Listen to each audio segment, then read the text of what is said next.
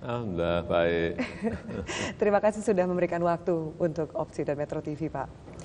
Dalam nuansa kemerdekaan Republik Indonesia, Dirgahayu yang ke-74, banyak sekali yang membicarakan soal baju adat yang Bapak pakai. Yang terakhir Bapak menggunakan kembali baju adat dari Provinsi Bali. Kenapa yang dipilih Bali lagi nih, Pak? Ya gini, jadi negara kita ini kan beragam, majemuk. Inilah kebinekaan kita. Saya hanya ingin menunjukkan tanpa banyak berbicara, ya inilah Indonesia.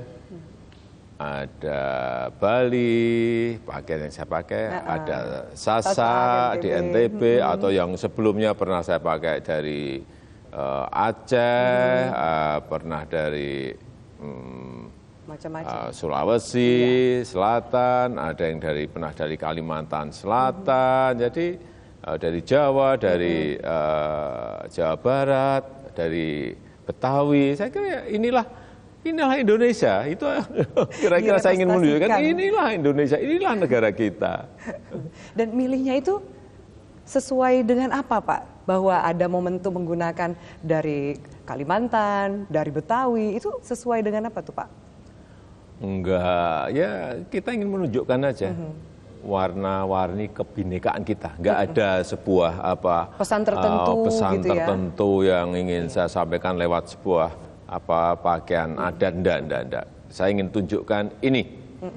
Ada pakaian adat Sasak, ini ada pakaian adat Bali, ini ada pakaian adat Kalimantan, ini ada pakaian adat Sumatera misalnya, ini ada pakaian adat Jawa.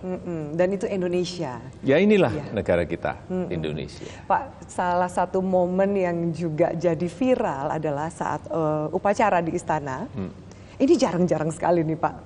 Bapak Presiden menyalami komandan upacara. Itu spontan atau bagaimana tuh, Pak?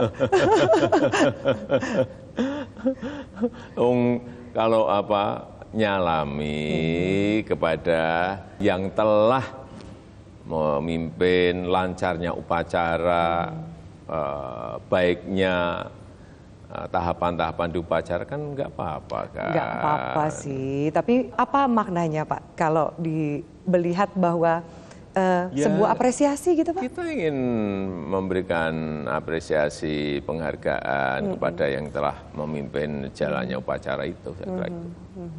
Dan dalam nuansa kemerdekaan juga pada pidato kenegaraan Bapak di sidang tahunan MPR bersama DPD dan DPR, di pidato kedua Bapak begitu berapi-api berpidato soal perubahan yang harus dilakukan oleh bangsa ini, terutama dari sisi sumber daya manusia kita. Dari sekian banyak permasalahan, kita harus mulai dari mana, Pak, memperbaiki itu? Ya, kita memang kan 5 tahun kemarin kita fokus konsentrasi di infrastruktur.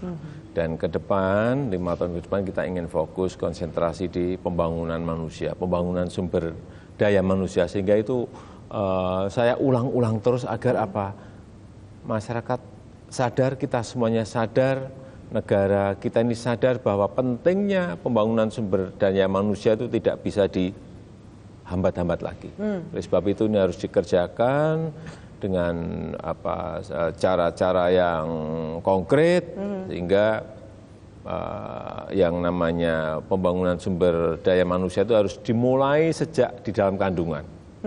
Ibu hamil, nutrisinya, gizinya harus diperhatikan.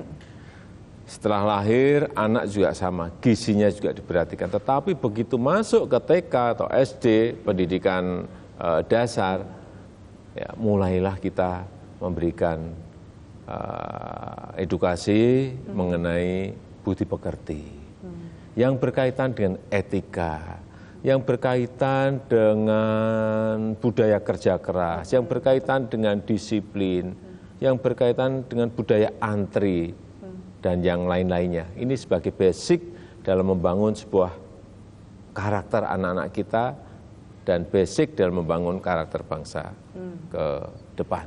Kemudian masuk ke pendidikan menengah, kita harus memperkuat yang namanya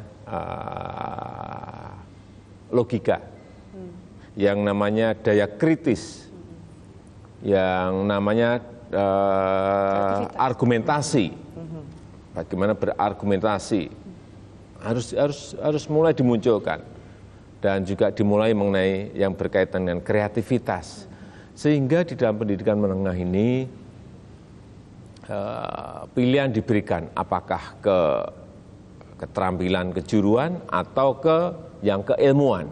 Nah, nanti kalau sudah masuk ke sana, baru kita mulai yang namanya pendidikan keterampilan yang harus mulai kita pikir yang berkaitan dengan emerging skill dan emerging job.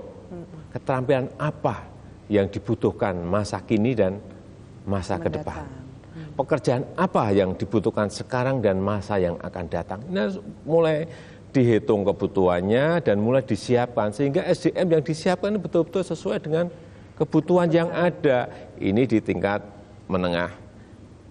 Nanti di tingkat perguruan tinggi, universitas, ya kita ingin agar SDM kita ini betul-betul bisa berkompetisi, bersaing di arena regional maupun skop internasional atau global. Ini yang harus kita siapkan sehingga perlu perombakan besar-besaran di dunia pendidikan kita karena memang ke depan banyak pekerjaan-pekerjaan yang lama yang hilang tapi muncul pekerjaan-pekerjaan baru misalnya kan mungkin saja kayak supir menjadi hilang karena ada autonomous vehicle. Ada yang dibutuhkan lagi yang lain misalnya teknisi coding untuk tingkat tengah, teknisi programming yang nanti akan dibutuhkan banyak. Seperti ini harus dilihat, direncanakan, dipersiapkan sehingga kalau kita perlukan ya ada pergeseran dari pekerjaan lama ke pekerjaan yang baru. Ini negara kalau nggak detail melihat ini kita akan dirugikan oleh ya adanya bonus demografi yang 5 tahun, 10 tahun yang akan datang ini kita miliki. Kalau pembangunan infrastruktur yang menjadi fokus dari pemerintahan Pak Jokowi di 5 tahun terakhir cepat bisa dirasakan, tapi pembangunan sumber daya manusia ini tentu perlu investasi waktu yang lebih panjang, Pak. Enggak, Mbak Abi, jadi kayak infrastruktur pun mungkin juga baru kita rasakan 5-10 tahun yang akan datang. Kalau pembangunan sumber daya manusia bisa kita rasakan 10, 15 atau 20 tahun yang akan datang, lebih panjang. Tapi karena ini merupakan fondasi, syarat mutlak bagi negara ini, kalau kita ingin bersaing dengan negara-negara lain ya harus dibangun sekarang, berarti harus dari dikerjakan sekarang. Pendidikan, kesehatan, teknologi, semua berarti akan berjalan dengan beriringan, seperti itu. Kalau SDM kita nanti betul-betul siap betul, baru kita masuk ke era inovasi dan teknologi, larinya akan ke sana. Soal revolusi mental yang juga sempat Bapak gaungkan, menjadi bagian dari itu? Iya, tadi kan saya sampaikan pendidikan di tingkat dasar yang berkaitan dengan pembentukan karakter, berkaitan dengan budi pekerti, antri, disiplin, hal seperti itu, etika, ini harus dimulai sejak awal. Itu yang tidak usah kita sering sampaikan revolusi mental, tapi harus dikerjakan. Poinnya adalah itu ya Pak, mulai dikerjakan. Apakah kemudian dengan target membangun sumber daya manusia kita yang lebih unggul, kalau kita kaitkan berarti ada beban ke depan yang lebih besar sehingga posisi di kabinet Bapak melihat proporsinya menjadi 55% profesional, 45% partai atau seperti apa Pak? Adakah kaitannya ke sana?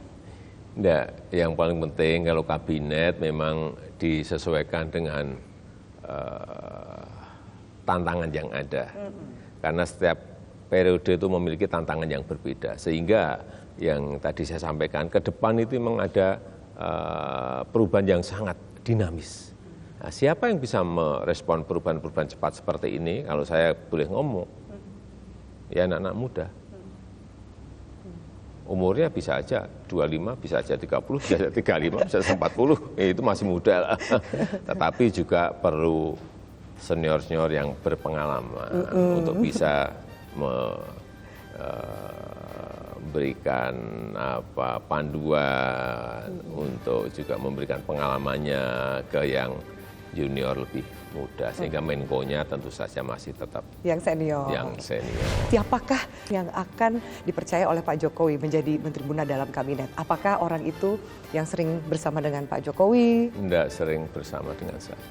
Oh gitu, makin nggak diduga dong nih Pak ya. Berarti makin akan ada kejutan dong Pak Jokowi. Mengatakan ya ada yang muda, ada yang setengah muda, ada yang setengah tua. Semua menantikan soal kabinet dan komposisi dan siapa saja yang masuk. Nanti akan seperti apa sih Pak proporsi dari kabinet itu kalau kemudian ada yang muda, karena perlu juga energi, Bapak juga perlu yang eksekutor. Ya, yang penting sudah sering saya sampaikan, ya memang harus berani mengeksekusi. Berani mengeksekusi artinya eksekutor yang kuat. Kemudian memiliki pengalaman manajerial, pengalaman manajemen yang baik, karena ini mengelola sebuah manajemen. Hingga ke depan tata kelola di kementerian menjadi jelas.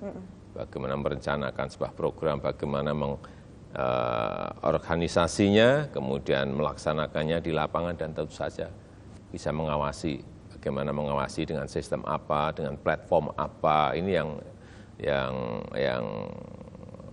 saya kira penting. Tetapi yang ingin saya garis bawahi bahwa baik dari profesional maupun dari partai, saya kira tidak usahlah kita harus beda-beda, harus kita beda-bedakan. Yang paling penting kompetensi setiap menteri betul-betul harus ada, baik itu dari parpol maupun dari profesional, dan bisa memberikan kontribusi yang besar bagi pembangunan memajukan negara ini. Kalau dari kabinet yang sekarang seperti siapa sih Pak contohnya? Contohnya nanti kalau sudah melihat pengumuman ya baru melihat contohnya. Atau kementeriannya Pak, kementeriannya seperti apa yang mungkin Bapak rasa memang sesuai dengan harapan dan target? Jadi, kalau kementerian gini, jadi kementerian ini kita akan ke depan juga akan kita beri sebuah KPI yang jelas lah, nggak usah banyak-banyak, 1, 2, 3 cukup, tetapi itu bisa diselesaikan, itu sudah menurut saya sudah sebuah pencapaian prestasi. Dan kita lihat 5 tahun yang kemarin misalnya problem besar kita apa sih? Investasi. Problem kita yang kedua ekspor, yaitu nanti yang akan kita digenjot adalah genjot ini, sehingga kementerian investasi nanti akan kita munculkan, Menteri Investasi. Untuk yang ke depan, masih bicara soal kabinet Pak, semua mengatakan menghormati hak prerogatif dari Presiden, tapi ada juga yang mengatakan minta yang terbanyak, sudah menyebut jumlah kementerian yang diinginkan, ada yang masih menunggu gitu kan. Pusing nggak sih Pak? Enggak. Untuk mengurusi suara-suara itu gitu Pak? Enggak, kan semuanya tahu bahwa yang namanya kabinet, yang namanya menteri itu adalah hak prerogatif Presiden. Sudah, semua kan sudah rampung. Dan semua bahwa ada usulan 10 ya, silahkan. Usulan 9, silahkan. Namanya usulan menteri terbanyak, ya silahkan. Tapi kita juga melihatkan proporsionalitas di dalam persentase pemilu kemarin, tentu kita akan lihat dan harus kita lihat. Dan Bapak mengatakan urusan kabinet sudah rampung, sudah final. Tapi kenapa belum diumumkan? Ya ini kan juga melihat apakah perlu diumumkan cepat-cepat, ya kan? Ataukah harus menunggu Oktober? Kalau menunggu plusnya apa? Kalau diumumkan sekarang minusnya apa? Semuanya harus dihitung. Ada informasi yang mengatakan paling lambat 1 September 2019. Benar nggak sih Pak Jokowi? Ya bisa saja. Bisa saja besok pagi bisa saja. Bisa saja gitu minggu depan, bisa saja awal September, bisa saja. Oktober juga bisa saja. Jadi tinggal menunggu waktunya saja. Iya. Seperti karena itu juga ya Pak? momentum pergantian kabinet itu kan juga perlu dihitung secara detail dan cermat. Siapakah pria atau wanita usia 25 sampai 35 tahun yang akan dipercaya oleh Pak Jokowi menjadi Menteri Bunda dalam kabinet? Apakah orang itu yang sering bersama dengan Pak Jokowi, ataukah orang itu menjadi orang yang punya peran penting saat pemilu? Enggak sering bersama dengan saya. Oh gitu, makin nggak diduga dong nih Pak ya. Berarti makin akan ada kejutan dong Pak Jokowi. Ya. Enggak sering dengan saya. Yang muda ya, yang 30-an atau 30 lebih sedikit, enggak sering dengan saya. Tapi yang sering dengan saya kan juga boleh saja kan, jadi menteri kan juga boleh saja. Dengan kalimat yang pertama ada harapan yang naik, dengan kalimat yang kedua deg-degan lagi nanti nih Pak, yang menonton wawancara kita nih Pak. Bagaimana menjamin bahwa kalau banyak yang meragukan, kalau menteri muda sepertinya soal pengalaman, sementara birokrasi juga mungkin belum sepenuhnya bisa mendukung, masih ada rasa senioritas di situ Pak Jokowi. Ya, tadi saya sampaikan bahwa meskipun muda, tapi harus memiliki pengalaman manajerial. Harus memiliki kepemimpinan yang kuat sehingga bisa mengeksekusi setiap program. Kalau hanya muda saja kan artinya punya kapasitas, kapabilitas di situ. Iya, jadi kita milihnya juga bukan asal. Kan? Bukan asal, benar ya Pak, itu yang dinantikan. Nah, satu lagi yang paling ditunggu selain pengumuman dari Pak Jokowi soal kabinet adalah soal pemindahan ibu kota. Kemarin pada saat pidato 16 Agustus semua lagi menunggu Kalimantan mana nih, tapi Bapak tetap merahasiakan itu kan, masih jadi misteri ke Kalimantan. Belakangnya ini belum ketahuan nih Pak. Enggak lah, jangan sampai itu akan kita umumkan setelah semua kajian selesai. Ini tinggal 2 kajian, kalau sudah selesai ya langsung kita umumkan, tetapi kita ingin itu tidak bocor terlebih dahulu karena apapun nanti tanah-tanah di sekitar yang sudah kita tentukan menjadi harganya ya, naik atau ada penguasaan lahan yang tidak semestinya, sehingga betul-betul kita jaga betul agar perpindahan ini bisa berjalan dengan baik, karena dukungan kalau kita lihat dukungan dari publik, kemarin dukungan dari DPR juga kita lihat sangat baik, positif, sehingga kita perlu memutuskan ini tidak tergesa-gesa, tetapi kita ingin secepat-cepatnya. Apakah Bapak juga ingin sempat merasakan memimpin di ibu kota yang baru? Artinya?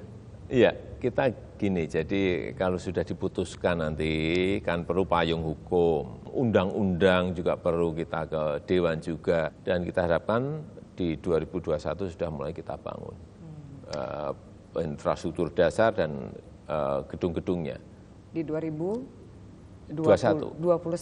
Ya, sehingga kita harapkan di 2021, 2022, 2023 itu sudah ada yang selesai. Entah mungkin istananya dulu, atau kementerian, 34 kementerian sudah selesai. Dan kita harapkan 2024 sudah bisa pindah. Mengerucut di 2 atau sebenarnya memang sudah mengantongi 1 nama sih Pak? Satu provinsi. Masih menunggu kajian lagi. Jadi dulunya kan memang 5. Jadi 3 ya jadi Pak ya?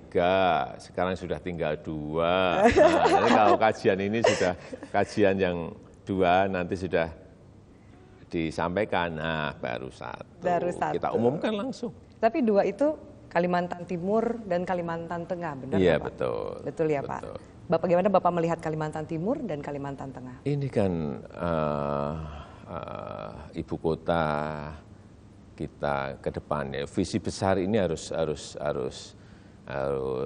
ditangkap, bahwa dalam rangka pemerataan ekonomi, dalam rangka kita juga memperhatikan tidak hanya Jawa saja tapi juga luar Jawa. Saya kira kita tahu kepadatan penduduk di Jawa ini betul-betul sudah padat.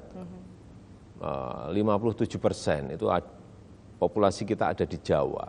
Di Kalimantan itu hanya 6%. Di Sumatera 21%. Nah ini kalau angka-angka seperti ini tidak kita perhatikan, semuanya terus di Jawa, terus semuanya urbanisasi akan masuk ke Jawa semuanya, atau masuk ke Jakarta semuanya.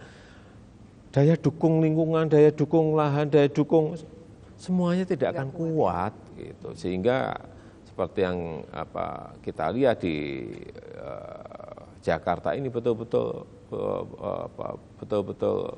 memang kita harus kalkulasi, harus hitung betul agar perpindahan ini betul-betul memberikan sebuah dampak yang baik dari sisi sosial politik dan ekonomi terhadap negara kita. Itu yang Bapak katakan juga di pidato bahwa Indonesia bukan hanya Jakarta, Indonesia bukan hanya Pulau Jawa. Targetnya adalah pertumbuhan dan pemerataan itu ya Pak. Tapi juga tidak hanya itu aja, termasuk urusan yang berkaitan dengan kebencanaan, banjir, kemudian gempa bumi harus kita hitung. Apakah di tempat ibu kota yang baru nanti ada ini, kita minta ini tidak. Kemudian yang berkaitan dengan urusan sosial politik, di apakah di situ masyarakatnya bisa menerima dengan baik. Kemudian yang berkaitan dengan kebutuhan air, apakah bisa tersuplai dengan baik. Semuanya dihitung, ini kajian-kajian itu harus betul-betul matang, betul. Sehingga waktu kita putuskan ini benar, pindah terbaik juga benar, dan itulah yang terbaik. Salah satu anggota DPD menyampaikan dalam doa, semoga ibu kota barunya ada di Kalimantan Timur. Itu semacam kode atau gimana tuh Pak? Ya tanyakan aja ya. Yang memimpin doa, tetapi yang namanya, karena setelah saya tanyakan, oh beliau memang dari sana, Kalimantan Timur ada tambahan sedikit itu kan juga jangan dilihat sebagai kode ya Pak ya, harapan kan, aja ya Pak. Kan harapan, permintaan masyarakat, bisa namanya berdoa kan, boleh-boleh saja. Boleh-boleh saja. Pak Jokowi 5 tahun ke depan. Pak Jokowi sering mengatakan bahwa saya sudah tidak lagi memiliki beban, termasuk beban elektoral ya Pak, di 2024. Bagaimana nanti gaya kepemimpinan seorang Jokowi memimpin Indonesia yang tanpa beban ini Pak? Akan seperti apa? Berbedakah dengan yang 5 tahun kita lihat ini? Ya, kalau ya nanti dilihat ya, tapi kalau boleh saya sampaikan, mungkin akan berbeda, berbedanya di sebelah mana nanti dilihat lah. Akan tancap gas gitu Pak? Yang jelas akan berbeda. Akan berbeda. Minimal itu message untuk yang nanti akan diumumkan menjadi pembantu presiden ya Pak. Akan berbeda di 5 tahun belakangan ini. Baik Pak, mungkin sedikit akan saya tanyakan mengenai apa yang terjadi hari ini Pak.